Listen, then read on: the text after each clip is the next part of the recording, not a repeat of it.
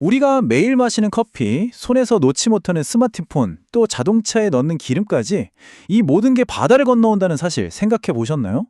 그런데 만약 이 거대한 글로벌 공급망이 아주 소수의 좁디 좁은 길목 몇 개만 의존하고 있다면 어떨까요?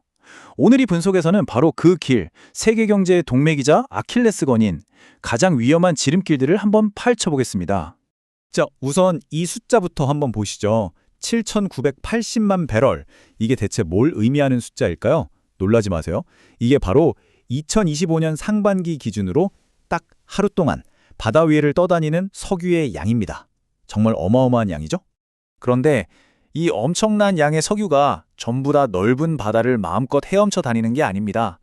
이 슬라이드에서 보시는 것처럼 마치 출퇴근 시장 꽉 막히는 도로처럼 반드시 지나가야만 하는 아주 좁은 길목들이 있거든요. 그리고 바로 여기가 이 병목 지정들이 세계 경제의 가장 큰 약점이라고 할 수 있습니다. 네, 이 길목들은 말 그대로 전 세계 에너지의 생명줄, 바로 에너지 고속도로인 셈이죠. 그럼 이 해상 병목 지점이라는 게 정확히 뭔지 한번 짚고 넘어가 볼까요? 미국 에너지 정보국 EIA에서는 이렇게 정의하고 있어요. 에너지 교역의 아주 중요한 좁은 바닷길이라는 거죠. 여기서 핵심은 뭐냐면요. 만약에 여기 중 한 곳이라도 딱 막혀버리면 그 파장이 전 세계로 순식간에 퍼져서 공급망 전체가 흔들릴 수 있다는 겁니다. 정말 심각하죠. 자, 그럼 지구상에서 가장 중요한, 가장 바쁜 병목 지점들은 대체 어디일까요? 바로 이 세 곳, 빅3입니다. 데이터를 한번 보시죠. 역시 가장 붐비는 곳은 인도양과 태평양을 잇는 말라카 해협이네요. 하루에 무려 2,320만 배럴이 지나간대요. 상상이 가시나요? 그 뒤를 이란 앞바다의 호르무즈 해협이랑 이집트의 수에즈 운하가 바짝 뒤따르고 있고요. 이 세 곳만 합쳐도 전 세계 해상 석유 물동량의 절반이 훌쩍 넘는다고 하니 정말 대단하죠. 자, 이론적인 이야기는 이쯤 하고요. 만약에 이 중요한 길목이 진짜로 막히면 무슨 일이 벌어질까요? 사실 우린 얼마 전에 이걸 똑똑히 봤습니다. 바로 홍해 사태였죠. 2023년 말부터 예멘의 후티 반군이 바브엘만데브 해협을 지나는 배들을 공격하기 시작했잖아요. 이 사건 하나가 전 세계 해운 물류에 어마어마한 충격을 줬습니다.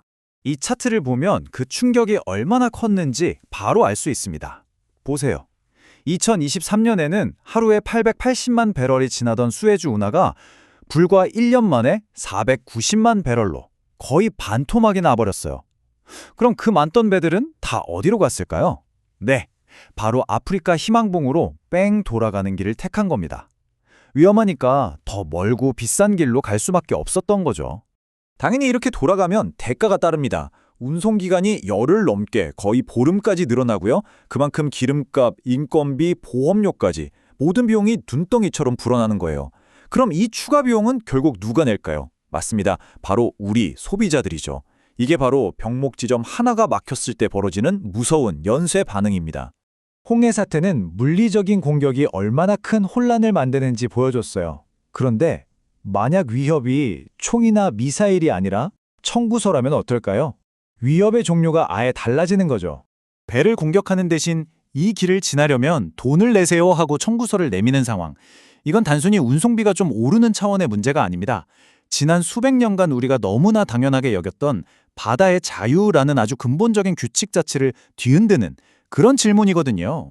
한 분석 블로그에서 바로 이 위험한 가능성을 제기합니다. 만약 어느 한 나라가 여긴 우리 바다니까 통행료 내 라고 해서 그게 먹히면 어떻게 될까요? 그렇죠. 다른 나라들도 쟤네도 하는데?